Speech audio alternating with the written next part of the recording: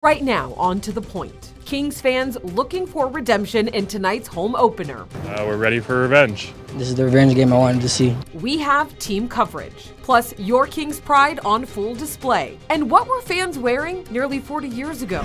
Tracking fire danger, the red flag warning going into effect this weekend. And new developments tonight. A city council member under fire, no longer seeking re-election. Good evening. This is To The Point. I'm Alex Bell, and we are just minutes away from tip-off. The Kings taking on the Warriors in their home opener, and we have live team coverage tonight. So we also want to hear from you. You can text us by showing us your Kings pride by scanning that QR code on your screen right now. Kings fans are hoping for redemption tonight. The Warriors beat the Kings in Game 7 of their playoff series back in April. Our Devin Truby is outside the Golden One Center, hearing from fans, of course. Reporter Garj Paul Senga is also in the crowd. But tonight, we start inside the arena with sports reporters Kevin John and Matt George, the dynamic duo. How's it going, guys? You know, Alex, Kevin George has a nice ring to it anyway, so we'll go with that. At any rate, as you can see, people are pouring in. We are less than 30 minutes away from tip-off. And Alex, you said it right. The Kings will be looking for payback tonight, especially seeing that the Warriors ended their season last year on this court in Game 7. Matt, we saw Steph Curry working out earlier. We saw him hitting threes from all over the building.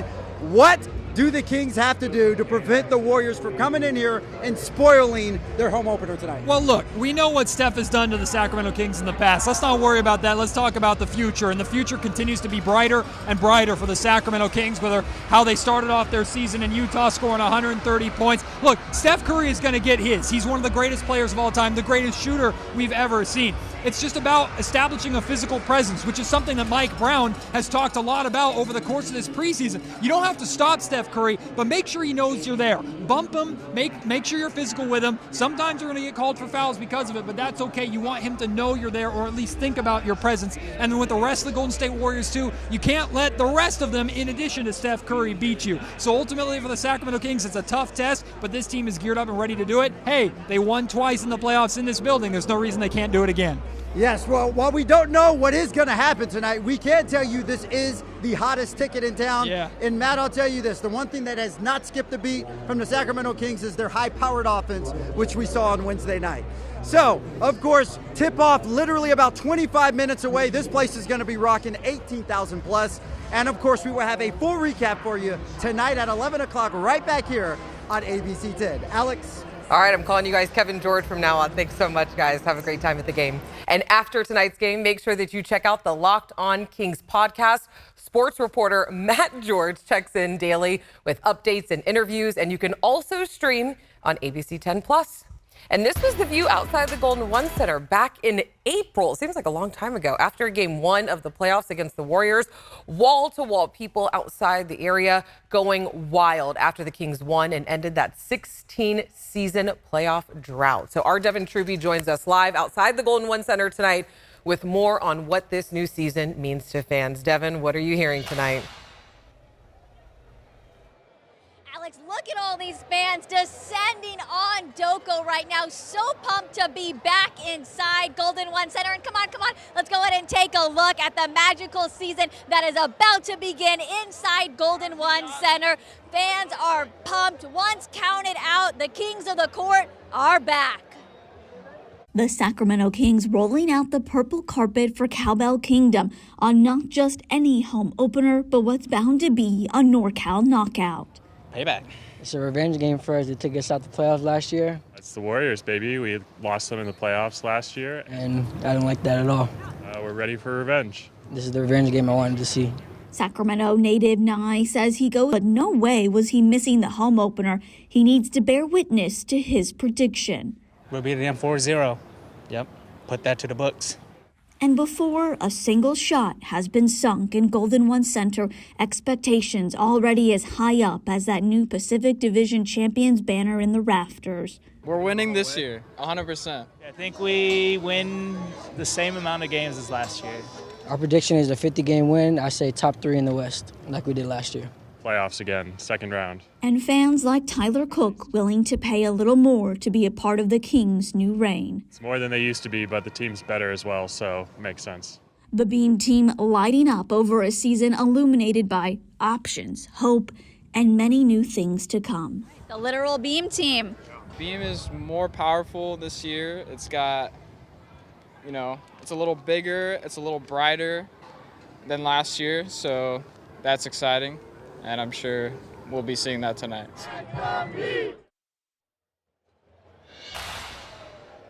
And all these fans walked in on the rolled out purple carpet, and they all have a Feel the Roar t-shirt waiting for them on their seats. And Alex, you're looking at a sold out crowd for tonight.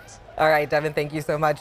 And Kings games mean big bucks for the economy. It's believed the amount of people going to Doco and the Golden One Center is already higher than it was before the pandemic. And our Garjpal Sangha is outside the Golden One Center too, and he's actually at the new Tom's Watch Bar, a place I've been wanting to check out. Have you been able to try the food yet? So far, no. It is busy right now. So the hottest ticket is the Golden One Center. The next best thing is to come close to the Golden One Center, and that is what this Tom's Watch Bar offers. You can just see it is packed inside and out.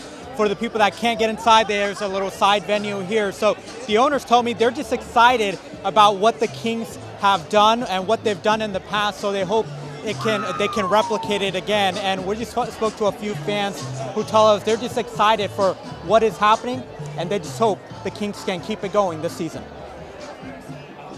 It's nuts back then. I think it's going to be crazy now. Today even, I think this is like the playoff game. So it should be a lot of fun inside. We're looking forward to tonight's game. Starts tonight. A regular season win against the Warriors. Lighting the beam would be very nice tonight. I'm back out here live at Tom's Watch Bar. The owner tells me when the game starts, they hope to have about 350 to 400 people here watching the game. So it is a very exciting time for businesses. Hey, like that guy, he loves the Kings. It's a very exciting time for businesses here around the Golden One Center, but just in downtown Sacramento. Yes, you did. It's a very exciting time, so they just hope to feed off the Kings' success, Alex. You can see the lines of people already waiting to get in. Garjpal, thank you so much. Again, we want to see your Kings pride. You can text us your photos by scanning the QR code on your screen, right? Yeah, right there. Text us at 916-321-3310. And some of you have already sent in photos. We love seeing the babies dressed up in their Kings gear. Come on, look at this. The Light the Beam hat. It doesn't get any cuter than that. And listen to this. We dug into the ABC 10 archives and found this clip of the Kings back in 1986. There was a game at Arco Arena on Halloween during the Kings' second season in Sacramento. Fans were encouraged to dress up, and a costume contest was held during halftime. Aren't you having a tough time watching the game? No, this is easy, no problem. It's having a good time. Well, the fans are number one here in Sacramento, and I'm Don Johnson, and I just wanted to say that Sacramento's number one. All right, and this season, the Kings are celebrating 100 years of history. The team played in 3 different cities before relocating to Sacramento in 1985. Next, on to the point, a city council member under fire, no longer seeking re-election. Overnight lows dropped into the 30s and 40s in the valley with 18 degrees in Truckee and South Lake Tahoe. How low they'll drop through the weekend. And later in the show, we hit the back roads where monks are making wine. Each person believes that God has called him or her to this way of life. Great. Can't go wrong. Can't go wrong with a good glass of wine from the monastery. Everyone loves a good glass of wine.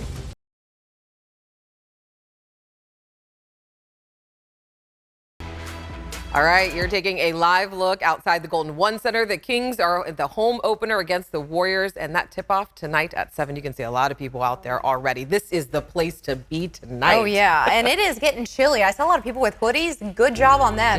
We're looking at cold temperatures early this morning. Did you feel that chill? 37 degrees in the valley. It was cold. Now we're looking at temperatures dropping off in the mid-50s by 8 p.m. And the Light the Beam forecast, we're looking at clear skies tonight.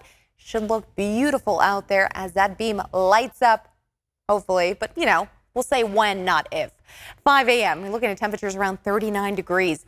Gusty weekend winds are expected. Now, this is bringing in fire weather warning. On a serious note, we are looking at concerns for potential fire outbreaks. So please be safe, be ready out there in case something does happen, especially overnight, and be prepared for potential power outages in your neighborhood. you may be out of power. And when it gets cold overnight, with those lows dipping even below 40 degrees, you want to make sure you're prepared and you also have those flashlights potentially ready. Now, a fire weather warning is in effect from Redding all the way down into the Central Valley, just past Modesto, as you see that also near the Tracy Triangle and toward Turlock. We're going to expect that to be in effect until Sunday, 5 p.m. A wind advisory for the foothills and for the Sierras. We'll see strong wind gusts approaching. Now, most of the strong winds begin picking up right around lunchtime, and the strongest gusts coming into the evening hours as we get to anywhere from 4 to 8 p.m. You'll see anywhere from 25 to even 35 mile-per-hour wind gusts. Stronger gusts for the coastal range and the high Sierra, but the winds coming in out of the northeast, so downslope winds, that's going to move fast down that terrain. Again, please be prepared and ready for anything in a moment's notice. In case of evacuation, remember the 6 Ps, people, pets, that plastic, papers, if you have any documentation you need, prescription pictures, as well as any personal computers that you may need to bring with you. Temperatures in the foothills in those mid-60s, but overnight, 30-degree temperatures if you're headed toward the Bay Area tomorrow. Mid to upper 60s, San Francisco and Oakland, 71 in Vacaville and the Valley. Spas also looking at upper 60s and low 70s. Overnight lows, though, around 35 to 40 degrees. We'll see our highs tomorrow, and for the weekend, upper 60s, low 70s through next week. Next, on To the Point, the city council member no longer seeking re-election, and breaking news in the manhunt for a mass shooter in Maine.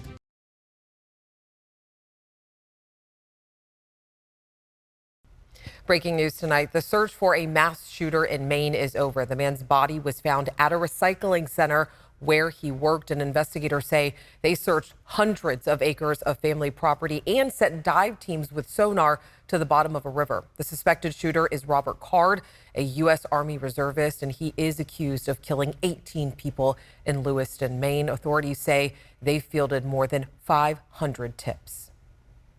I will ask the community to be as patient as possible with this process, realizing that there are many, many moving parts. Today, officials announcing the 18 victims range in age from 14 to 76, including a father and his teenage son, both killed. Nearly 4 years after the death of 11-year-old Roman Lopez, his father, Jordan Piper, has changed his plea to guilty on a charge of second-degree murder. Roman was reported missing from his Placer home in January of 2020 and found dead a short time later. And Piper's wife, Lindsay, is serving at least 15 years in prison after pleading no contest to second-degree murder in May of 2022. A former Major League Baseball pitcher accused of killing his father-in-law in 2021 is back in California. Danny Serafini and friend Samantha Scott were arrested last week in connection to the murder. Robert Sofer and his wife were shot and killed, and Robert was shot, and his wife Wendy Wood was shot and died earlier this year. Sacramento City Council member Sean Malloy says he will not seek re-election. It all comes after he faced several controversies, including questions about where he lives. Just yesterday, federal agents raided 3 of his supermarkets. Agents have not said what they were looking for. And tributes are pouring in for a former Sacramento mayor and state assembly member, Phil Eisenberg. He died at 84 years old after a short illness, and Eisenberg spent more than 50 years in public service. He represented Sacramento and the Delta for 14 years in the state assembly and served as mayor of Sacramento from 1975 to 1982. And Sacramento Mayor Darrell Steinberg says that Eisenberg was a giant and a mentor to a generation of elected officials, including myself. His accomplishments are enormous, from being the leader on California water policy to an unparalleled environmental legacy and so much more.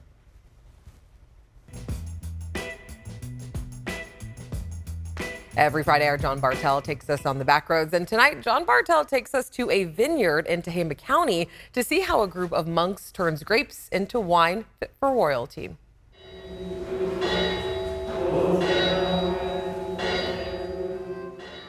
Seven times a day, the echoes of monastic chants bounce off the walls at the New Clairvaux Abbey.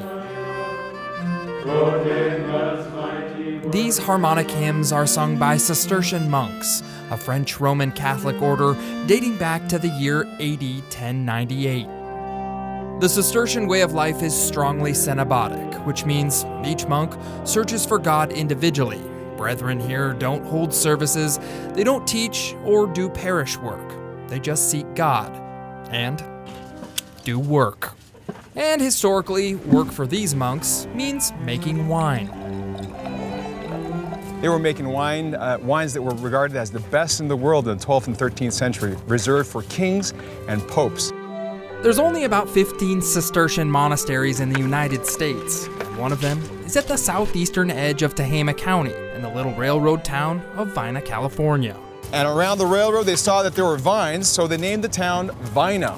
Brother Luis Cortez says the vineyard's rich history predates him by more than a century. Some of the first vines were planted by California trailblazer Peter Lassen, and then later developed by former governor and railroad baron Leland Stanford.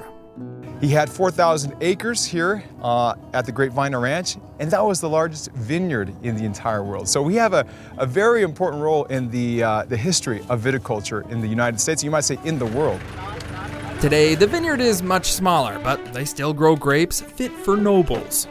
So this here is our Tempranillo. This is the noble grape from Spain.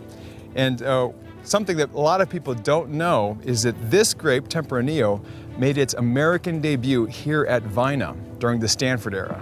The Cistercian monks took over a small portion of the Vina property in 1955. Among the original group was Father Thomas Davis, who was a monk sent over from a monastery in Kentucky. Each person believes that God has called him or her to this way of life. At first, the monks grew prunes and milked cows, but Father Thomas eventually helped turn the property back into a vineyard. Can't go wrong. Can't go wrong with a good glass of wine from the monastery. Everyone loves a good glass of wine. The monks pick and process the grapes, but winemaker Amy Sunseri brings out the taste, and her blends have won multiple awards. Oh, yeah, it goes down very well.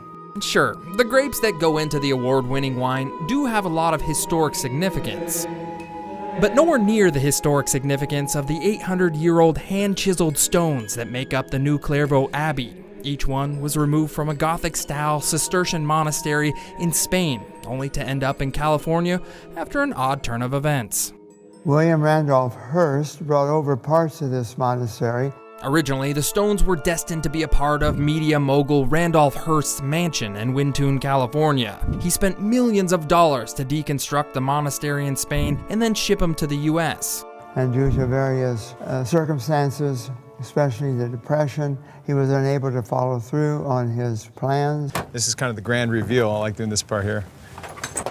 The dismantled monastery sat in a San Francisco warehouse long after Hearst's death. Father Thomas spent more than 40 years petitioning to get the stones delivered to Vina, and then in 1994, they were. This looks like a very confusing puzzle. Exactly. You might say it's a mix of 4 different buildings. Originally, there were 10,000 stones that William Randolph Hearst purchased and had shipped over to the United States. Reconstructing the monastery became Father Thomas's life work. With nothing more than some old pictures and a lot of prayers, he and a staff of builders pieced together one of the 4 buildings. Over 25 years to complete one of the buildings. We're going to rest a little bit. Today, that building is enjoyed by the monks and anyone who wants to attend any one of the 7 daily prayers. Has perfect acoustics. Excellent. From the vineyards of the New Clairvaux Abbey, I'm John Bartell. Hope to see you on the Backroads. Now it's your turn. Let John know something in your town that would be a great road trip destination. You can text your idea to 916-321-3310. We're back after this.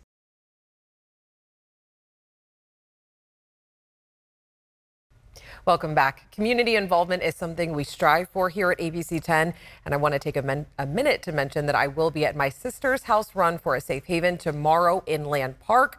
I will be emceeing the event, and it starts bright and early at 7:30 in the morning, and I really hope to see you there.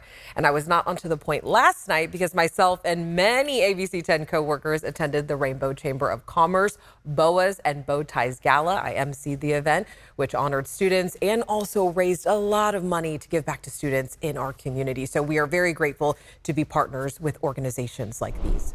And To the Point will not be on Monday due to Monday Night Football. However, there is a big story that we have been working on, and we want to share it with you all. So it's about organized retail theft, and it is a crime that really hurts us all. I'm sure you've seen more products locked up in stores, and businesses like Target have already closed some of their locations in California. And other businesses are now looking for new cities to open in, like Sharif Jewelers. They closed their downtown location after repeated thefts. What goes through your head when you're about to break into a store and destroy someone's life, you know, someone's business, someone's livelihood? I use the word devastating again because, you know, just to go in there and something that your family's worked so hard for just to be destroyed, it hurts. Don't miss this full story right after Monday Night Football on ABC 10. And the Kings home opener tip-off is just minutes away. We'll have a full recap tonight on Late News Tonight at 11. Have a great night. And make sure you send us your pictures. We want to see you at the game. I'll see you later.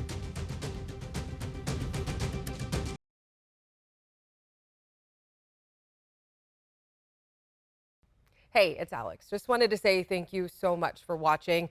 I really love hearing from everyone, and I hope that you'll stay in touch. Reach out to me on Facebook at AlexBellTV, or you can email me at tothepoint@abc10.com, or you can even send me a text message at 916-321-3310.